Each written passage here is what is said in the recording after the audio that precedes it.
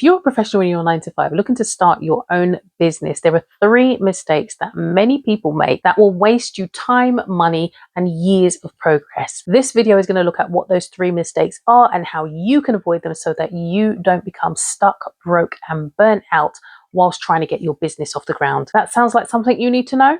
Then stick around. Let's have a chat. So if you're seeing me for the first time, welcome. My name is Rachel Charles. I'm a coach, speaker, and consultant, and I work with overwhelmed professionals, helping them to go up the ladder or transition safely out of their 9 to 5s into successful businesses of their own with plans, strategies, so that they can start living a life that they design, not the one prescribed. So you're in your 9 to 5 wanting to start this business, and the first mistake you make is not actually starting the business. And I get it. For some people, it may just be a dream. It's not bringing in money as yet. And so what you do is you dabble in the business. You play at being a business owner, but you're still putting energy and time into that business. And what that can still do is lead to burnout and resentment, because you're putting time and energy into a business and you're not seeing any results back. You have to treat it like a business from day one, because if you don't, you won't do the business things to help it grow.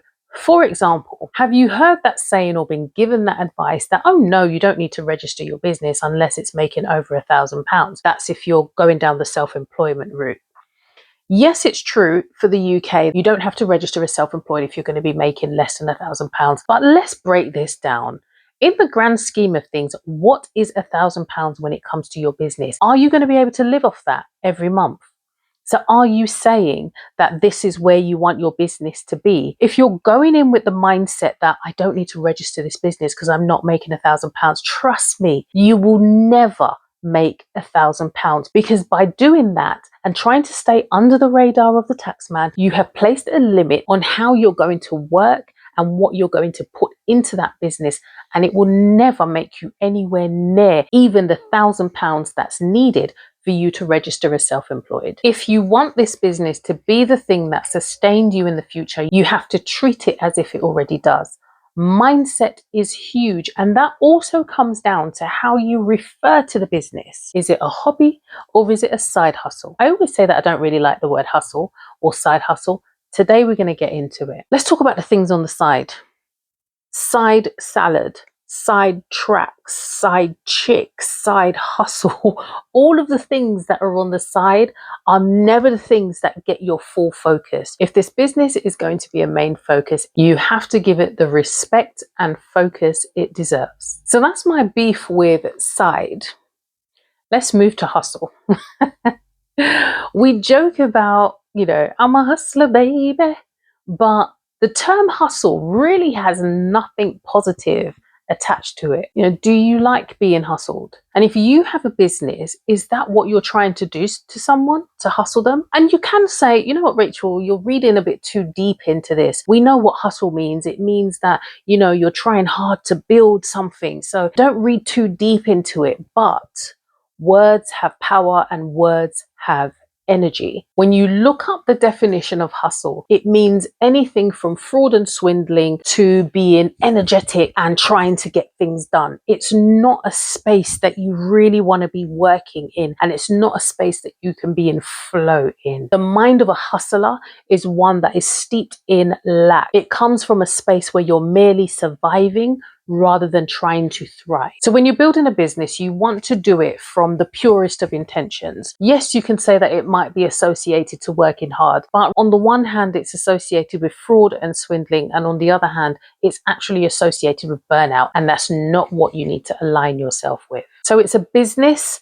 and not a hustle. And when you do that, you give it the structure, respect, and consistent effort that's needed so that you don't treat it like an afterthought. Treating it as a hobby means that it sits in that space of afterthought and when you have time for it. And treating it as a hustle means that you adopt that mentality of grinding and rushing, which is sacrificing your health. And that is my beef with calling your business a hustle or a side hustle. So if you want your business to grow, you need to treat it as a business from day one. And that means carving out time in your calendar and giving it the time and respect as anything else that you view as important. And one of the things that may be stopping you and having you looking at it as something on the side or a hobby is because you have to start getting visible in your business if you want to start it. And if you're working in the 9 to 5, that can be a little bit touchy because you're not quite sure who's watching and you're not quite sure how to show up on social media. And if that's one of the things that's acting as a stumbling block for you, I've sorted you out and I've created a LinkedIn post with confidence guide. And that will give you some tips and prompts so that you can show up on social media whilst maintaining your reputation at work and starting your business and showing up as an authority in your own right. So download that for free in the description below. The second mistake that people make is trying to be good at everything. You're already in your 9 to 5 and more than likely you're really good at what you do. And now you're starting a business, which means that you are now chief cook and bottle washer. Every single responsibility comes down to you in your business. And if you are trying to be really great at your job and then really great at your business, that is the fastest way to burn out. And that can happen when you're overcompensating at work. You start feeling guilty because you think, oh, are they thinking that I'm not spending as much time and doing what I need to do at work? And now you have to do more. And you are taking on extra projects, extra work, volunteering for things that you have no business getting involved with because you don't want to be seen as slacking at your job. You're going to end up exhausted. And by the time you sit down and think, oh, let me work on my business, you are going to have nothing left to give. So in must come boundaries. Continue to do your job well, but stop feeling that need to have to prove yourself to everyone. You have to protect your time and energy so that you can invest that into your dream. So firstly, just remind yourself that you're good at what you do and keep doing that. And when it comes to your business, do not be afraid to start asking for help.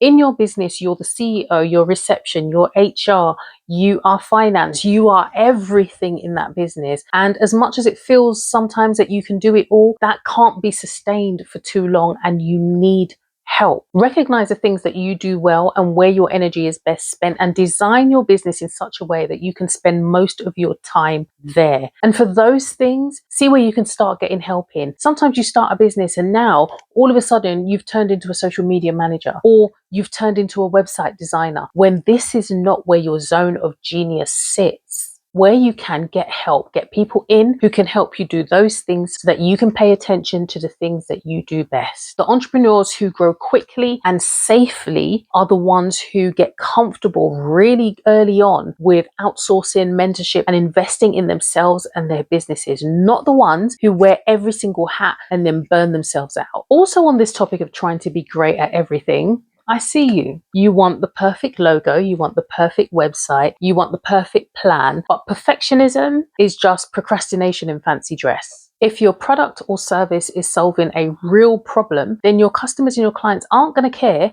that, oh, the logo's not quite right or the website's not quite right.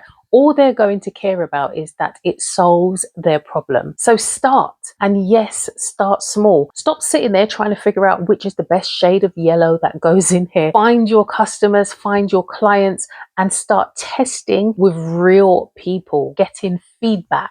So this is where you start creating an offer and you put it out there. And even if it needs work, you're going to find out what work it actually needs because you're going to start getting feedback from the people that you're testing it on. And then you get that feedback and you review it. And that's how you grow and actually provide a product or service that people need. And that's how you grow quicker with authenticity and stronger. The third mistake that people make is not creating a plan. You need a roadmap. And without that roadmap, you're going to be chasing just random opportunities. You have to get clear on your why, understand your customer. What is it that you're actually showing up to do? And where do you want it to go? Do you have a time frame? Have you got finances? What is this really going to cost you? And this is where, again, you start understanding your customer. You start testing your model, you get feedback and you review your plan. Because if you don't and you're working on your business but not quite sure what direction it's going, then what direction is your exit plan in? It's literally just going to be a pipe dream. So start looking at what your next 30, 60 or 90 days are going to look like. And it doesn't have to be concrete. It just needs to have a direction. And when you don't have a plan, you're sitting in mistake one. You're just dabbling. And a lot of the times it's linked to fear. So get really clear on your why, get clear on your goals, what your desired outcome is, and then start looking at What time do you actually have to put into this business? Is it 5 hours a week? Is it 30 minutes a day? Block out that time in your diary and stay committed to working on your business during that time. And if you want to find out what you can do in 30 minutes a day on your business, I'll link the previous video that speaks about that. Even though it may not feel like much, what it does is it builds momentum. And the more you do it is the more it becomes a habit. And then you will find more pockets of time to be able to put into your business. So those are the 3 most common mistakes that people make when they're starting a business and working a 9 to 5. And if you're in that space where you haven't really started as yet, go back and revisit step 1, because this is where you have to start putting yourself out there as an authority. It's important that you start building your brand before you can even think about quitting your job. And if you download the Post with Confidence guide, let me know what works for you. Until the next video, bye.